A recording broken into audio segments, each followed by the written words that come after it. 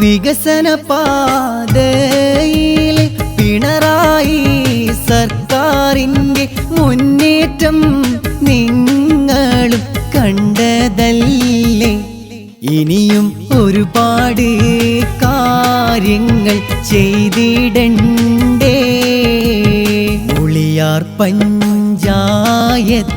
16-ാം വാർഡില് മൂലടുക്കം ദേശത്തെ സാരഥിയല്ലോ.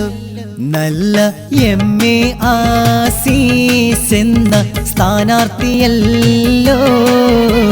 പ്രിയമേറും നാട്ടാരെ വിലയേറും വോട്ടേകു.